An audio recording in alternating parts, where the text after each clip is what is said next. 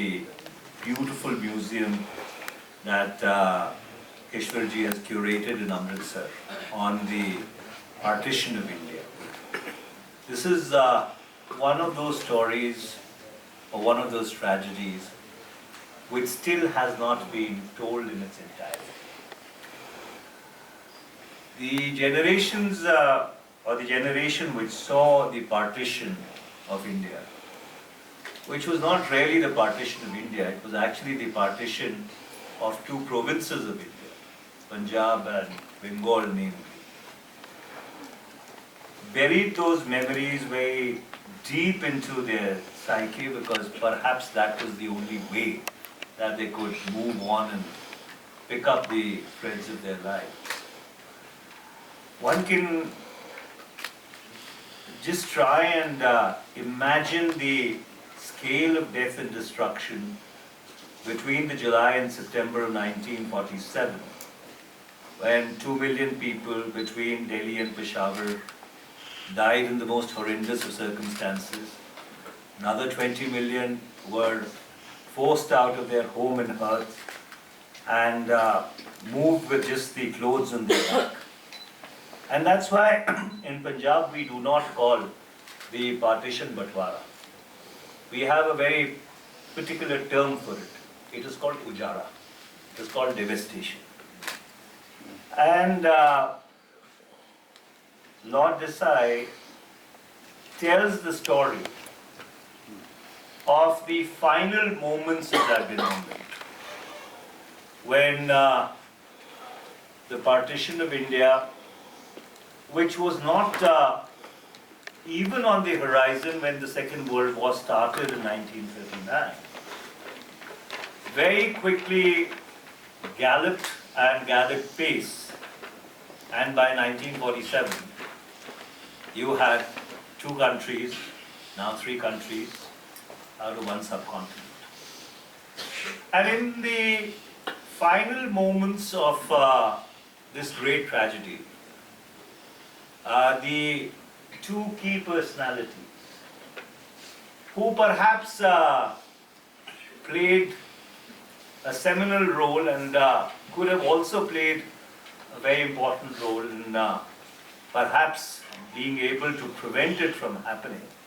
But at times the inexorable march of historical events has such a great momentum then that even the greatest of personalities are unable to stop that momentum. And that is what happened with the partition of India.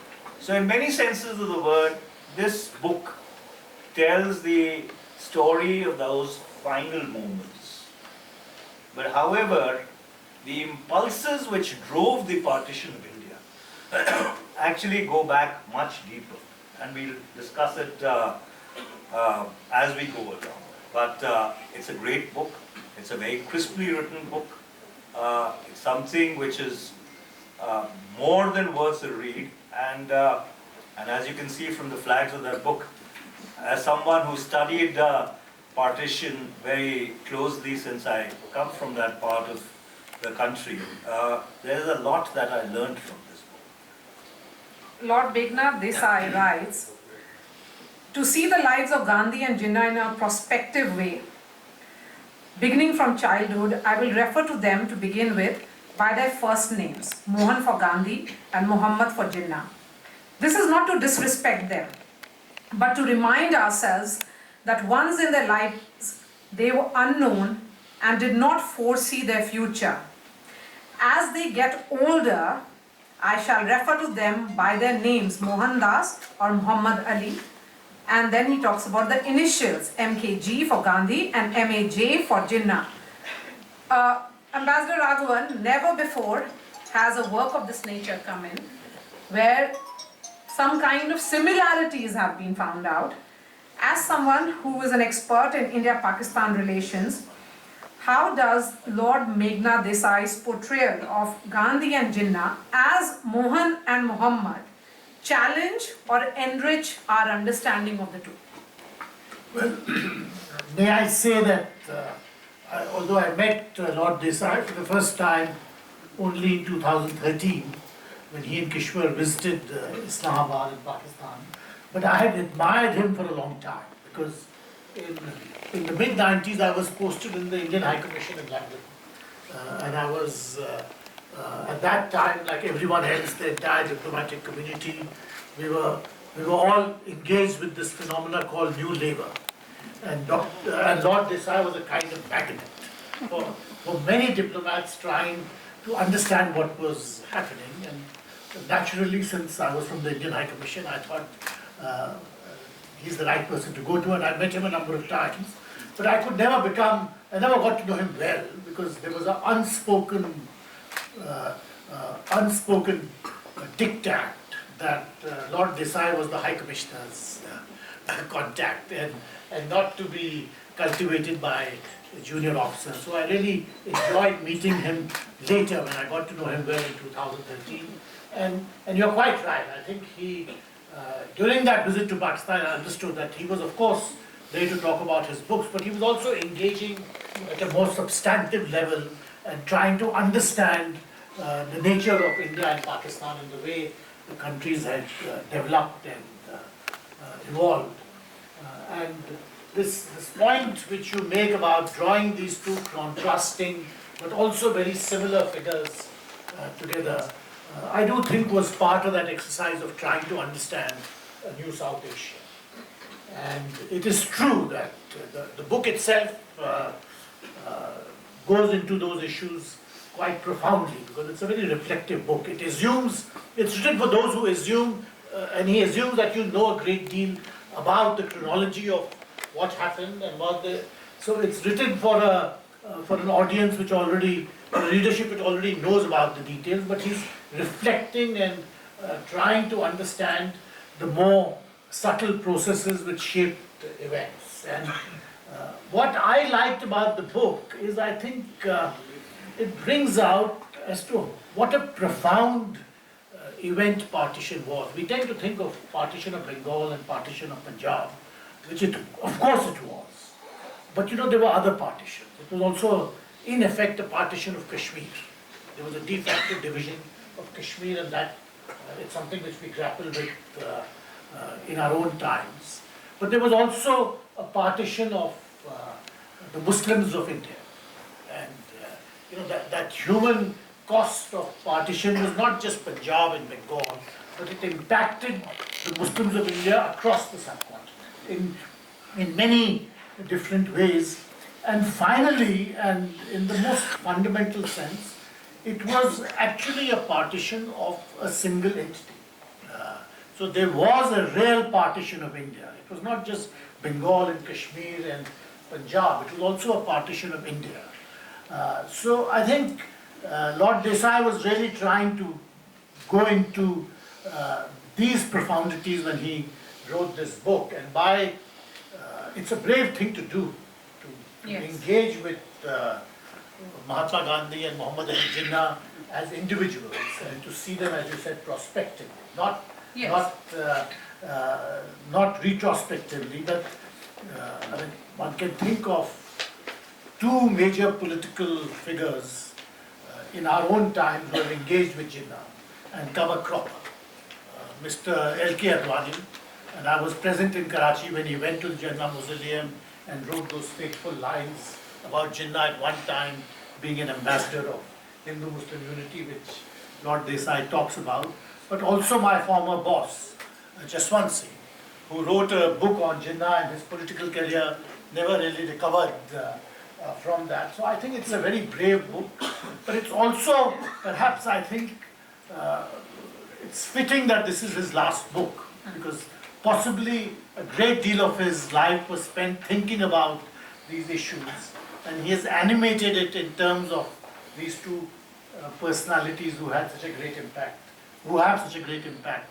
Ambassador, invariably what has happened is that when there are biographies or works on, it is either or on one of these leaders, either on Gandhi or on Jinnah. Lord Meghnand Desai has managed to, or should I say, has made an effort in his final book to bring them very close, to talk about their history, where it all starts, to talk about Gujarat, where they were so intertwined? Well, I would think it's because he had an unusual perch. That although he was from India and he understood and knew India very well and was very knowledgeable about it, but he was also a British political and public figure. So he could bring these two contrasting figures onto a single frame. It's otherwise not easy to do because Mahatma Gandhi sucks all the oxygen out of the room in India, and Muhammad Ali Jinnah similarly, will, if he's on the stage, nobody else can occupy that same pedestal. So I think it required someone like Meghnand Desai to bring both these figures into one single frame. Yes, so now that the two figures have been brought in the single frame, how does this initial of MKG for Gandhi and MAJ for Jinnah be read? Well, is that to That's me for or you. to Sanjay? Yes, Mr. Tewari. Well, I think in many senses of the word, there is an irony. And the irony is that like Punjab or like Bengal, Gujarat and Sindh were also border states. So therefore, you had these two personalities who came out of Gujarat and who influenced the course of events from essentially 1914 onwards till 1947. And you're absolutely correct that while most books that you read would be either about Mahatma Gandhi or about Muhammad Ali Jinnah, but the thing is that you cannot tell the story of one without the other. Because it's not the story of a particular individual, it is the story of India. And in the story of India, in the story of contemporary India, the manner in which they are intertwined, initially as compatriots, then as adversaries, then as compatriots again in the late 20s and 30s, and the final denouement happens when the provincial elections of 1936 takes place. And Jinnah goes off to London to resume his practice, and there he comes across Chaudhry Rahmat Ali, who happens to be, or happened to be, from my former parliamentary constituency of Sri Anandpur Sahib. There's a tehsil out there called Balachor. So he was one of those permanent students who first kept studying in India and then kept studying at Cambridge. And then he writes that pamphlet, and which is actually the ideological basis of Pakistan. And in fact, Jinnah is not a taker to that idea at all.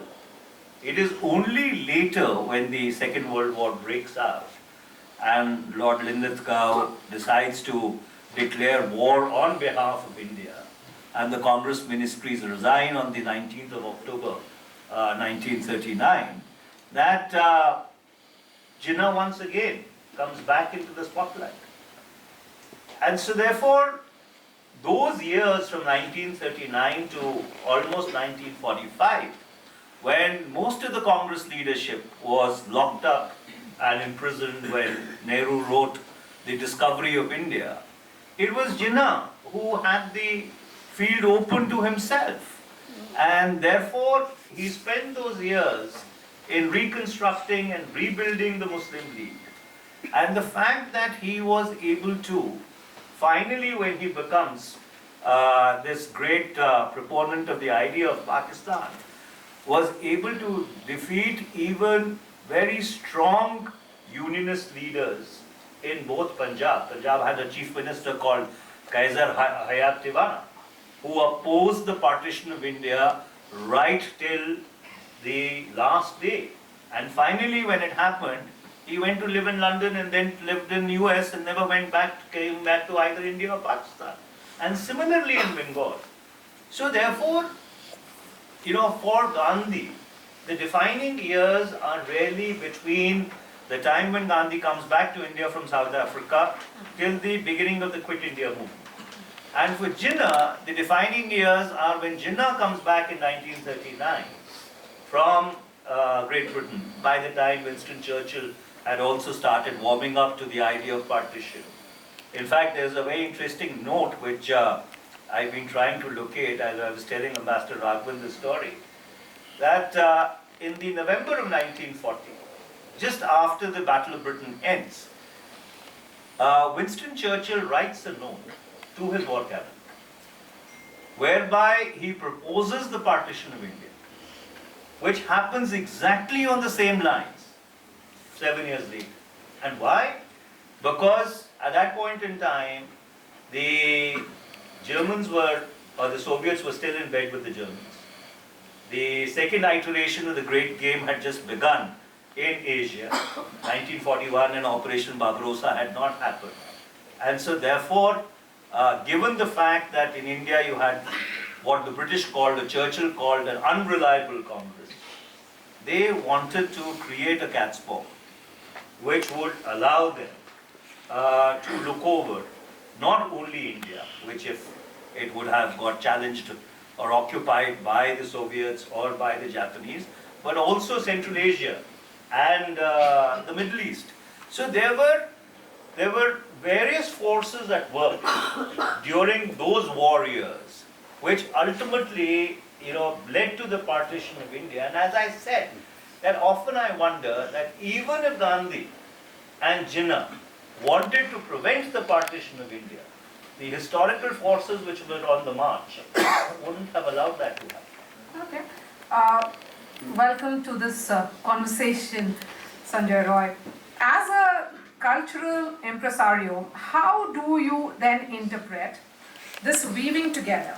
Because the cover talks about two icons.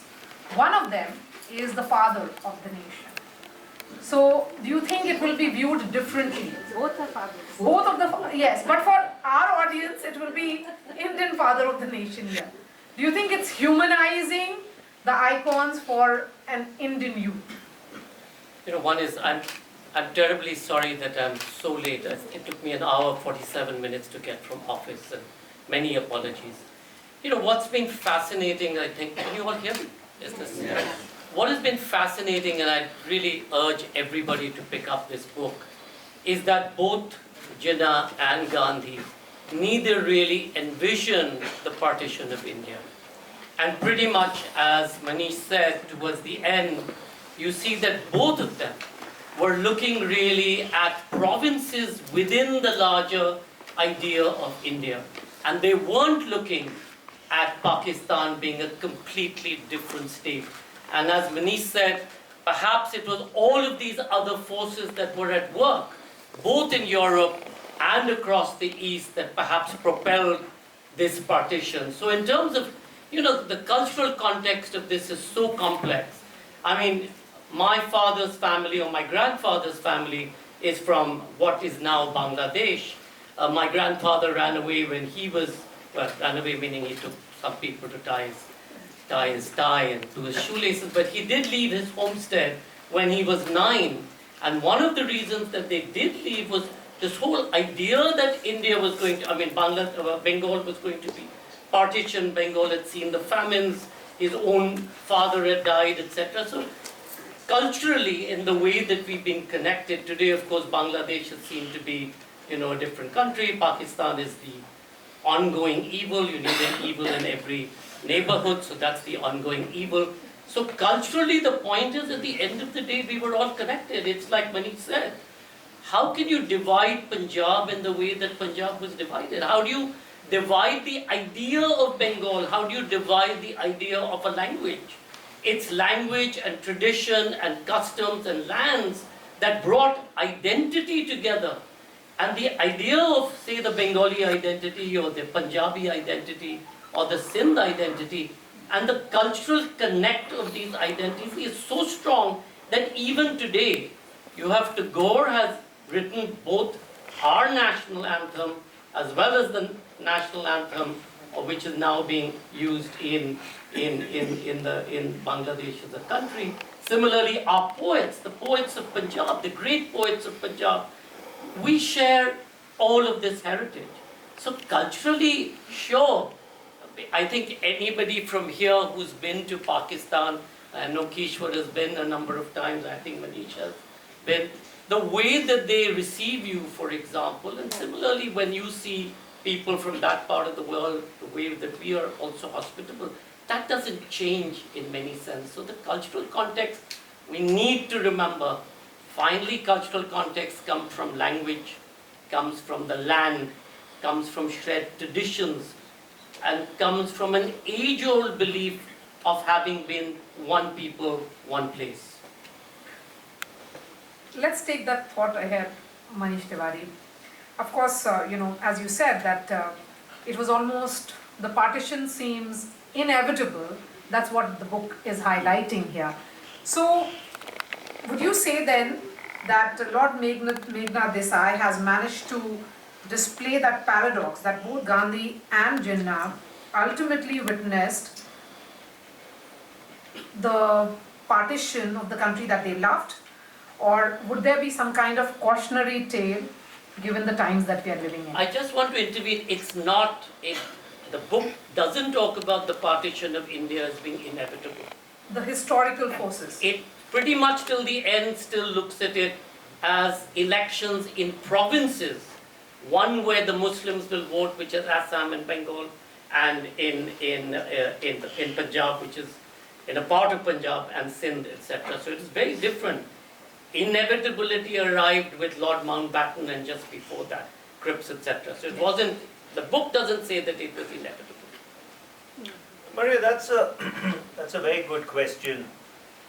And since you talk about the current context, one of the things which has always confounded me is what if the partition of India would have? What if India would have stretched from the Khyber Pass all the way up to the borders of Myanmar? And let's not forget the fact that at one point in time, Burma for a very, very long time was also being governed from Delhi. Would that entity, presuming after the British would have withdrawn, would it have been governing? And given the fact that the constitutional arrangements which were being contemplated at that point in time, the Constituent Assembly had already met, the Union Powers Committee, the Union Constitution Committee had had their first sittings, and this whole conception of a weak center and very strong states, and right on the periphery of India, you would have had a very strong Punjab, stretching from Delhi all the way up to Khyber. Then you would have had a very strong Bengal. It would have completely, A, changed the political dynamics of India, and B, if let us suppose the leadership would have had to manage those contradictions, would the centrifugal tendencies which would have got inevitably unleashed may have been more balkanizing than the partition of India?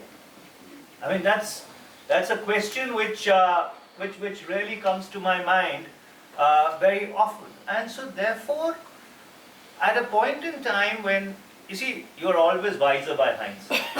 6x6 vision always helps in the retrospect. But these were people who were grappling with a devastated world which had just come out of a Second World War. More than 70 million people dead. The first use of an atom bomb in Hiroshima and Nagasaki. The beginning of a Cold War at the end of a Second World War.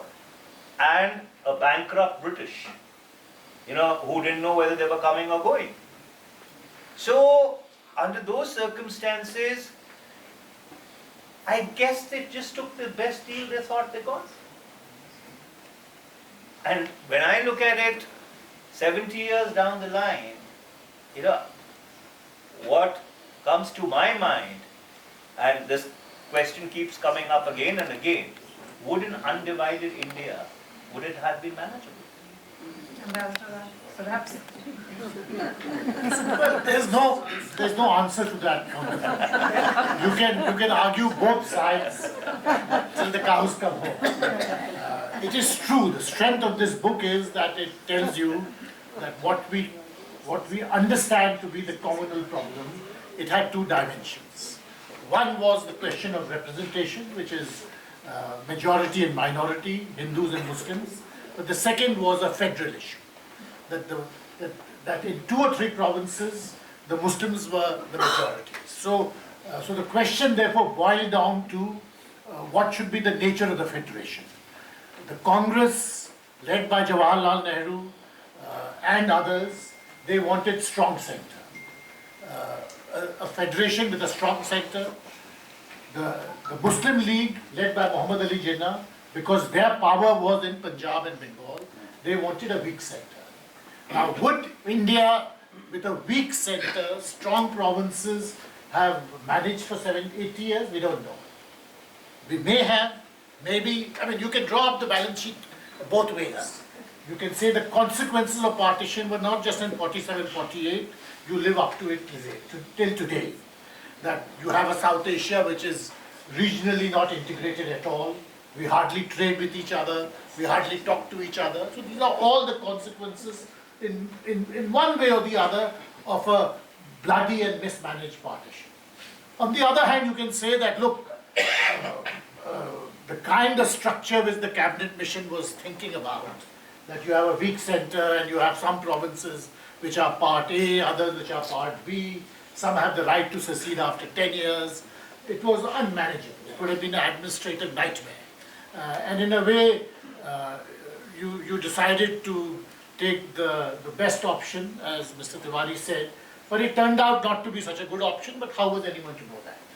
So you can argue both sides, because there is a sense of nostalgia, especially in parts of Punjab and India, and to some extent in Bengal, that we should have stayed together.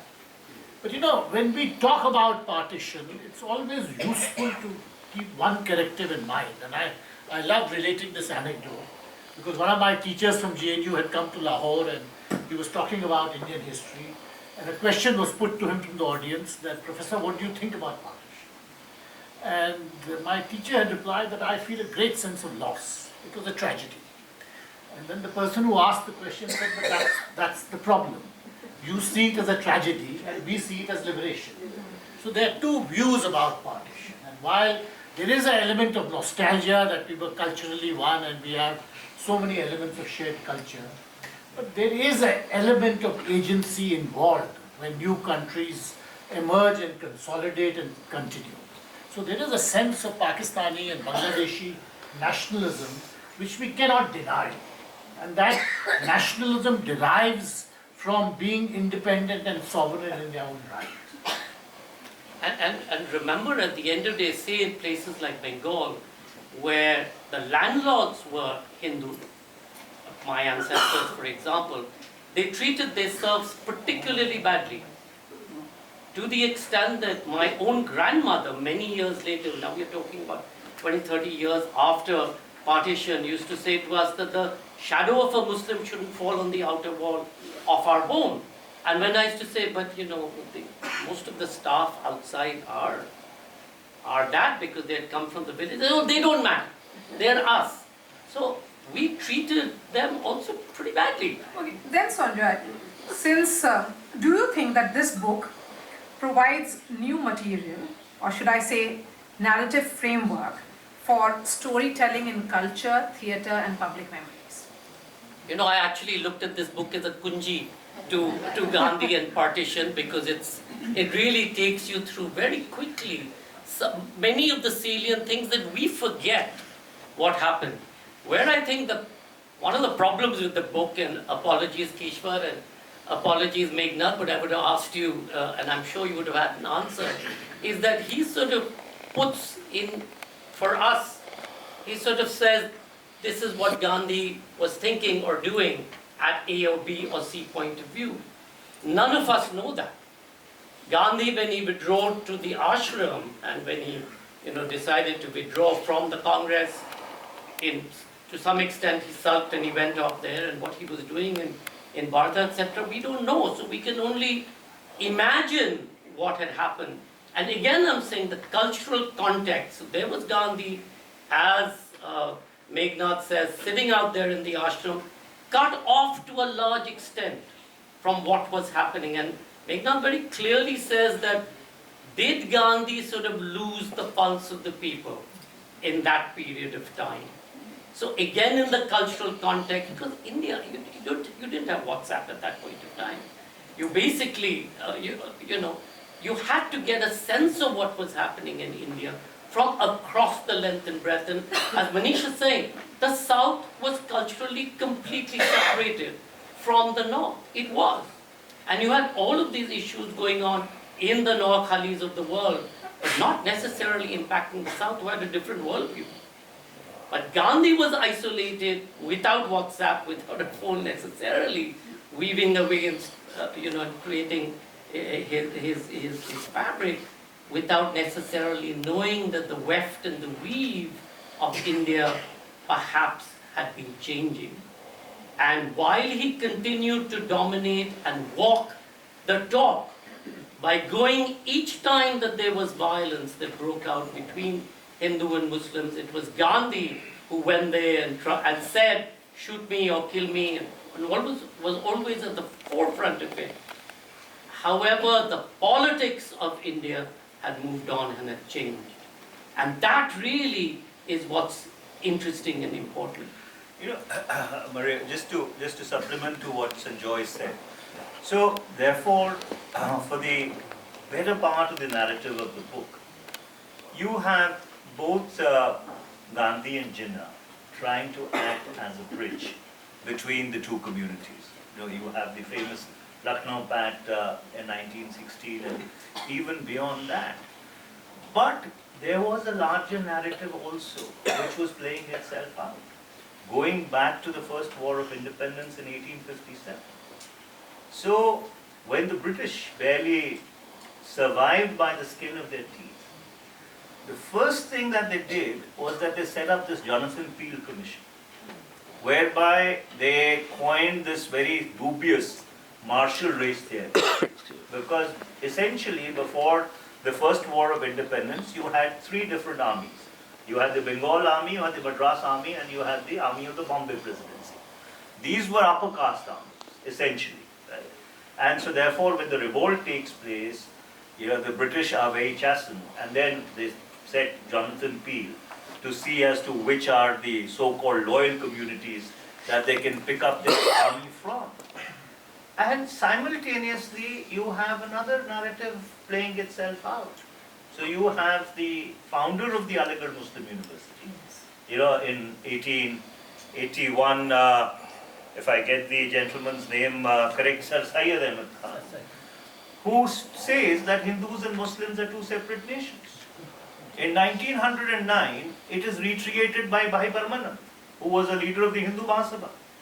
In 1924, Lala Lajpat Rai writes an article in the Tribune saying that there should be a division of India on the basis of Hindus and Muslims. Iqbal picks it up in 1930, followed by Sarwarkar.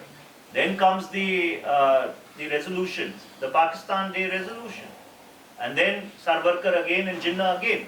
So therefore, there is also this thread of disunity, disharmony, the fact that we are two separate nations in one subcontinent, which is also playing itself out while Gandhi and Jinnah and other people in the Congress and even the Unionists are trying to keep India together.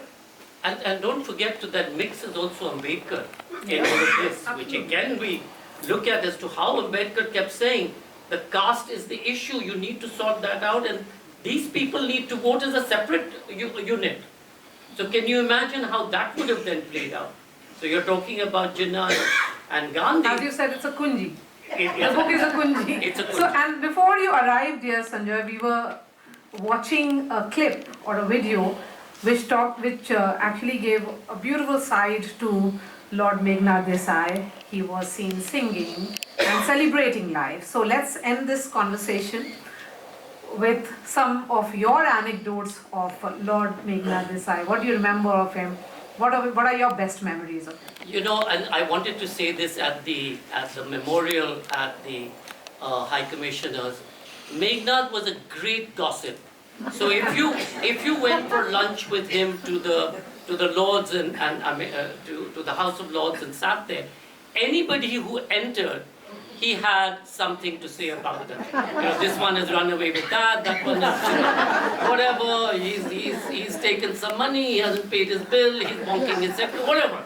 So that was Meghnad's sense of fun. So on one hand, he was this incredibly wise and intelligent and amazing economist that we all respect.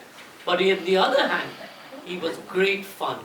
And I think that's something that Kishwar will sort of certify, that he had this incredible sense of humor, and he had something naughty and wicked to say about everything. So he never took himself too seriously either. Not necessarily his party either. He had some disagreements with his party every now and then. So it was great fun getting an insight into both the world of UK politics, but also the world of politics here. And he had some, I mean, you know, maybe we won't go into that, but yeah. Yes. So in defense of gossip, there has been research which has been put out only recently, perhaps a day ago, by Brown University, where it said, gossiping is actually smarter than you think. We need to stop treating gossip as a moral failing and start recognizing it as a form of social intelligence. So perhaps Lord Meghnad Desai understood the significance of gossip several years ago. Absolutely. If I walk into the room, my first question to people is, what's the gossip? Absolutely. Because that's how you stay on top of it. And that's how you have the Kissinger files, because you have the gossip, or the Amit Shah files, or whatever. Okay. Manish Tewari, your memory of Lord Desai. Well, see, undoubtedly he was a very profound and a very thoughtful person. Someone who was, you know, committed to seeing India grow and advance, and very critical of our failings as a society, as a country, and in many senses of the word, he was almost a kind of a moral voice, because as Ambassador Raghavan rightly said, you know, given the fact that he had a different perch, and he could look at things, you know, a little more dispassionately, a little more objectively, and while being a part of the hurly-burly, he was not really a part of the hurly-burly. So therefore, that very unique perspective, you know, allowed him to be extremely incisive and, if I may say, extremely correct about a lot of things. Well, only to say that I loved his irreverence and his great sense of humor. But I You were also, not allowed to cultivate him. in the 90s. In the 90s. But later when I got to know him. But I will say that what I also liked, because he had lived for so many years outside India, he didn't really care about our hierarchies. And it's something I wish I had, in the mid-90s, I had brushed aside what my High Commissioner was saying and gone to him straight, because he would have liked to have engaged with me much more than with the older Raghavan. But I will say, just on a slightly serious note, something which I really liked about the book, which not many people who have also written very good books about the 1930s,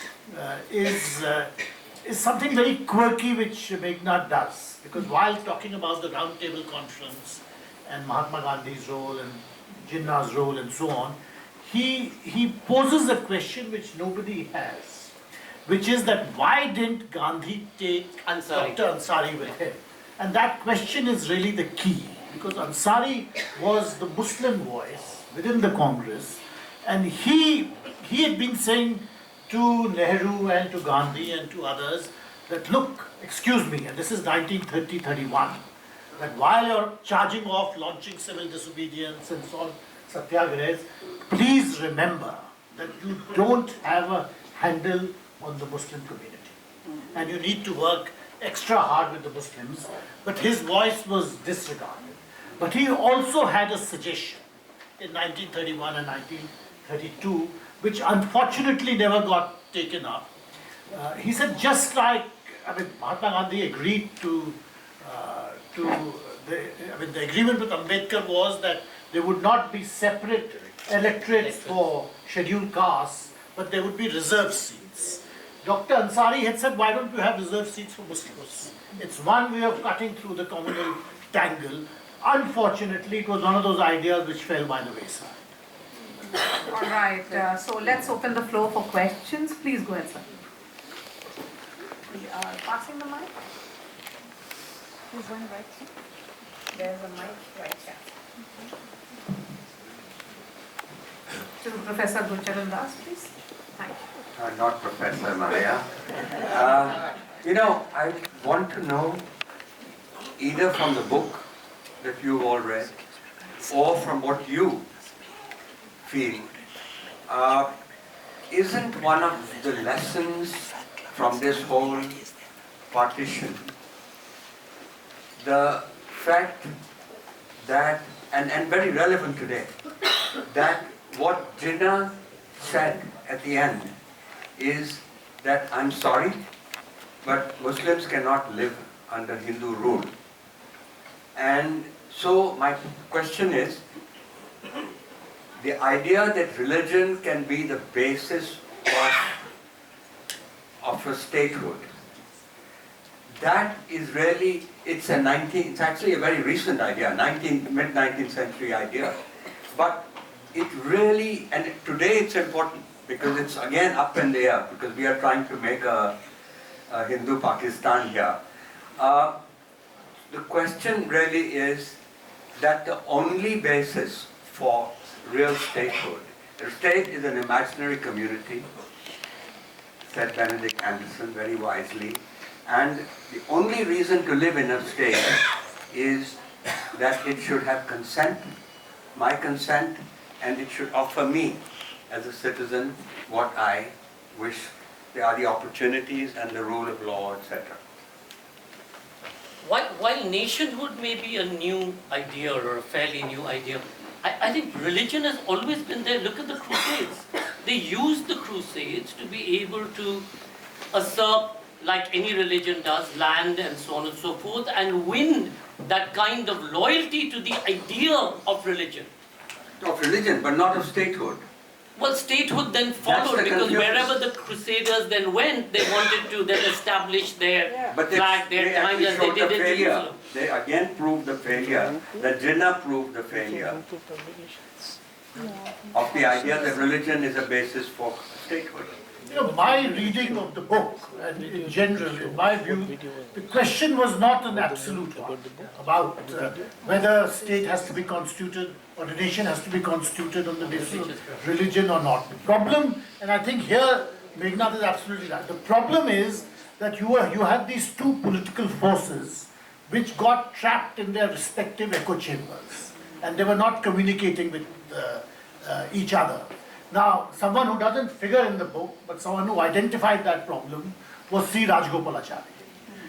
And in 1941, he had said that the Congress and the Muslim League should negotiate about what kind of India do they have in mind. And he was expelled from the Congress immediately.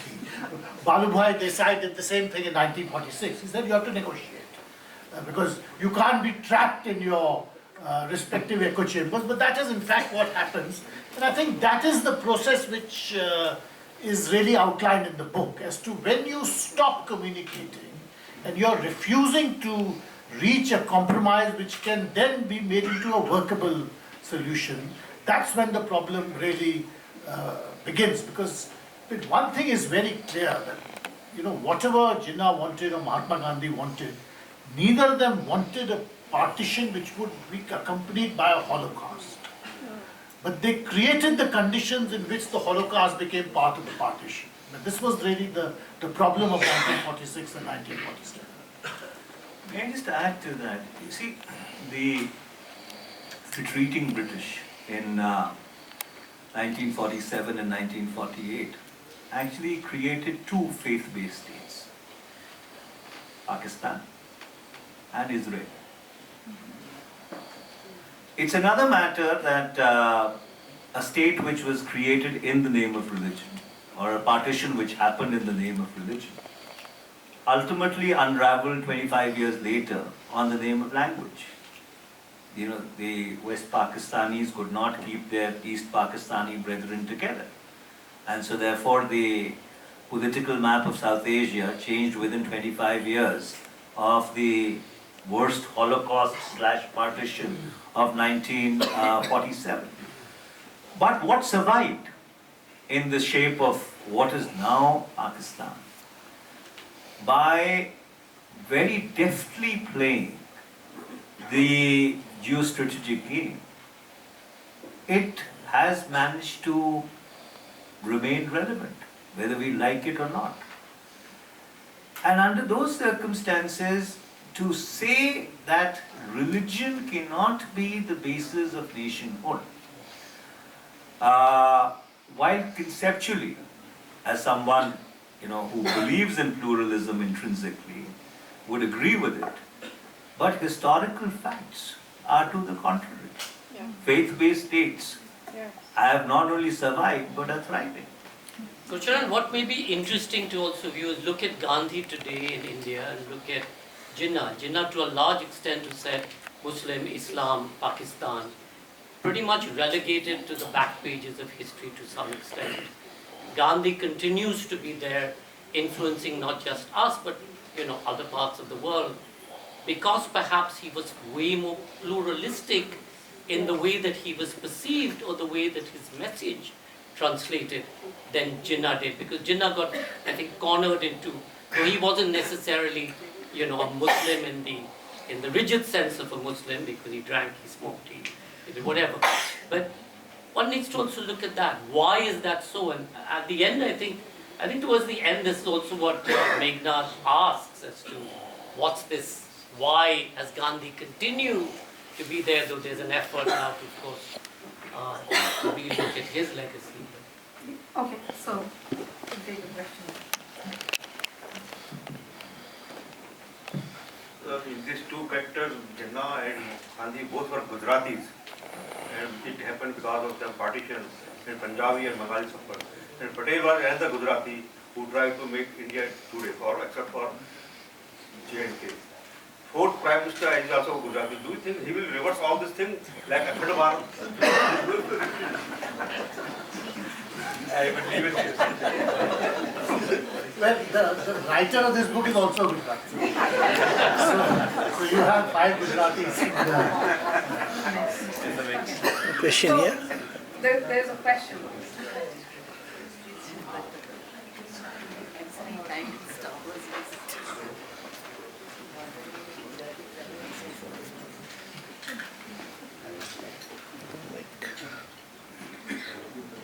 Okay, just move the mic there in the meanwhile. The gentleman right there.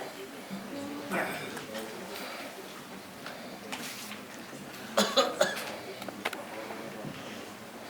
Professor Tewari has said something about Sir. I have some clarification. One is first of all, a movement against Persian was started in 1830s, and the official language, Persian, of course, in the East India Company period, was changed to Urdu and some vernacular language. That is one. And in the time of Sir Syed, the movement of Nagri was started, and of course it developed to anti-Urdu movement. And the company of Sir Syed Raja Shiv Prasad, then Bhartendra Harish Chandra, and then many other people gone to such an extent that many of them started abusing the Urdu language and culture. Even such a big figure like Bhartendu gave a statement to Hunter Commission in 1872 that Urdu is the language of dancing girls and prostitutes. These were the exact words.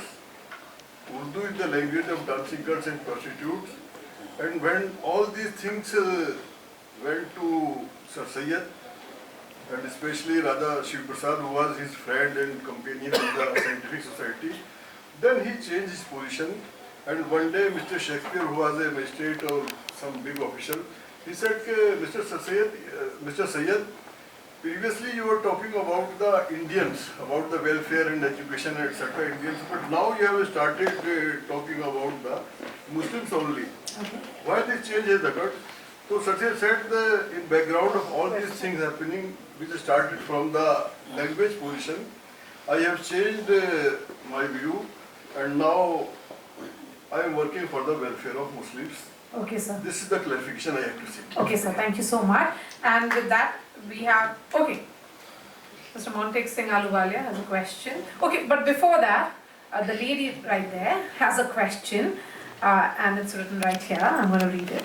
After he got Pakistan, Jinnah had thought that he would settle down in Bombay. No one thought we would be enemies. Have we failed? Quick response, anyone? It's a complicated question. I don't think you can say whether we failed or we've succeeded. If you look at India today, it continues to be haunted by the partition. It's stamped in our DNA, and it'll continue to be carried through generations for a while. It's not going to go away too quickly. As Manish and Ambassador Raghavan said, would we have been able to stay together? Would that have been a failed experiment? Very difficult to say in retrospect. Okay. Can I just add to that, because that's a very important question. Jinnah often used to say that it is I and my typewriter who created Pakistan. Right? So therefore, there was that sense of hubris that he was. And honestly, if you read his 12th August 1947 speech, where he says that, after creating a state in the name of religion, after the direct action day of 1946, and all the bloodletting that takes place, he turns around and says that Pakistan will be a secular state where everybody would be welcome. Yeah. So, essentially, what occurs to me, that for Jinnah this was a political demand. You see, somewhere there was a sense of grievance about possibly not being treated as an equal, throughout those decades. There was a sense of retribution. And then there was a sense of denial, having got what he wanted, perhaps in the bloodiest way possible, to try and turn the clock back and say that, this would be two open states and, people would come and go as they felt like. I don't think after what India saw between the July and September of 1947, that was ever going to be a reality. Please go ahead, sir. Actually, knowing Meghnand, I think it's going to be a great read, and I'm going to read it very carefully. But I can't resist the temptation of asking Professor Raghavan, Ambassador Raghavan, Professor, as the professional historian. You mentioned that out of this book, you get a sense that Meghnad was saying that, these were two groups in their own bubble and not talking to each other, which is probably true. But did you get the sense that Meghnad thought that if they did talk to each other, that we would be able to solve the problem?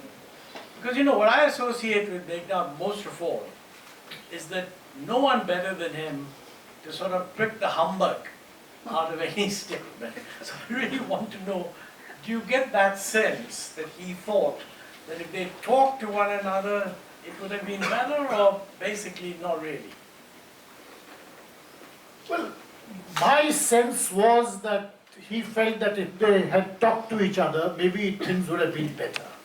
Whether they would have actually found a way out is difficult to say, but certainly the absence of communication and each side being locked into its own position and being totally narcissistic in a sense, that certainly contributed to the... But certainly if one goes into the book, at one point Meghnad writes that, he's also written this from the point of view of the departing British. And many in India would feel, like Manish said, that the British role could actually be explored much more substantively, because it wasn't just a benign role. Often there was certainly working actively to create the differences or consolidate the differences. And while it is true that there was a sense of exhaustion and the British wanted to leave, but if you see, the history of the British in Malaya or during Suez, it was not as if the imperialist urge had totally disappeared. It was certainly there too, and that played out too, because while they were leaving, they also wanted to leave a structure where they would have a great deal of leverage about what happened in South Asia. In fact, when you read the book, you'll see that one of the things that Meghnad says is that, what was the hurry? It's not that they, like he said, immediately in the other places disappeared. They took their time, and if they knew, as they must have known, the Secret Service must have known, that Jinnah was so ill and had very little time left, why is it that they did not push this to a later point, which may have, which is what he says, may have perhaps brought about a different conclusion than what it is today? You say that the British Secret Service, but I mean, our intelligence bureau was under Sardar Vallabhbhai Patel 1 year or so before partition. Did they have any idea? I don't think any record is sort of given that they had. I don't know. But he looked so unwell. I mean, Well, the fact is that one of the great riddles of history is that why did the British decide to fast forward the timeline? You see, the timeline for the British to leave India was the August-September of 1948. yes. All of a sudden, when Mountbatten is given the viceroyship of India, and he insists that he must have plenipotentiary powers, he just steps on the accelerator and says that this needs to be done in the next 4 months or 3-4 months, and the date he chooses is the date on which the Japanese had surrendered to him, as he was the supreme commander of the British forces in Southeast Asia. So therefore, that is one of the great mysteries, that what is it that really impelled the fast forwarding of that timeline, and if they would have stuck to that timeline, would this Holocaust have been avoided? Would the partition, or could the partition have been better managed? Or could the Holocaust have been prevented? Partition? I'll start my question with the mic. I was just feeling that today's generation, they don't gel with the breakup word I'm not able to understand. Breakup and then British India. So Constitution of India, breakup is like between a boy and a girl. So it should be Vibhajan or partition. So is is Lord Meghnad DESAI right title? I believe the sound won't gel with the today's generation. Here the audience is all people who are part of partition and no. So if the younger generation, how they equate with the book. That's a good observation. I've often heard that had Muhammad Ali Jinnah been allowed to be the first Prime Minister of India, perhaps partition would have been averted. And then often people blame that Mahatma Gandhi is to be blamed. He took sides with the Muslims. There is some clarification by Lord Meghnad in his book. Because there was also an ego clash, I believe. If Jinnah would have been allowed to be the first Prime Minister of United India, then he would not have forced those. That's the conjecture. That's the conjecture more than. Thank you very All much. right, thank you so much to the audience for your patience, and you were great. Thank you for the conversation, Sanjoy Roy, Manish Tewari, and Ambassador Raghavan. That's all from us. And thank you, Maria, for cooperating.